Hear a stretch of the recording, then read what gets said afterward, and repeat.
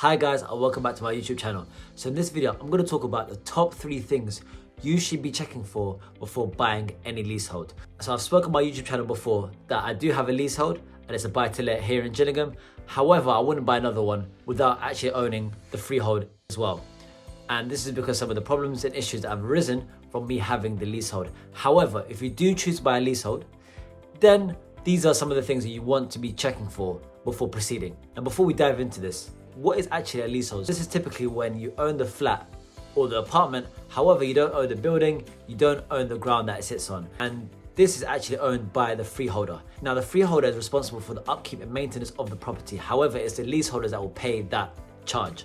And this is proportionally split between all the leaseholders in that building. So this is called a service charge that you have to pay, and there's also typically a ground rent that you have to pay as well. Now, talking of service charge, this is the first thing that you want to check when you're looking to purchase a leasehold. You want to check how much you'll be paying annually towards this and whether this is actually within your budget. So it's important to understand this and then think about this on a monthly basis. So let's say, for example, the service charge is $1,200 for the year, so that will work out to about £100 a month. Is that okay? Is that something you can afford?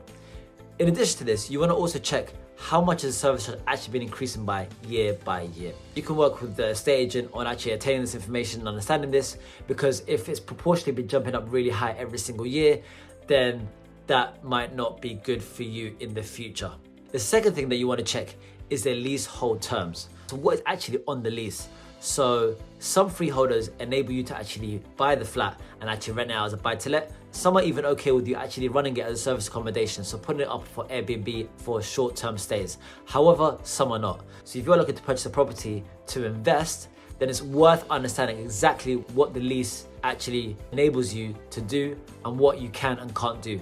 Even if you're buying the leasehold to actually live in, it's still important to understand what you're actually able to do, because it may be that you want to actually make some changes to the rooms and things like that. It might be that you actually want to do a conversion or convert the flat from a 1 to a 2 bed. Some freeholders will enable you to do this, some won't.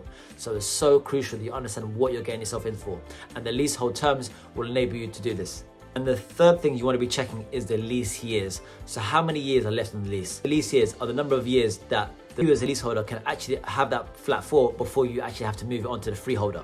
You can extend the lease years. However, the lower the lease years is, the more expensive it is to actually extend that lease.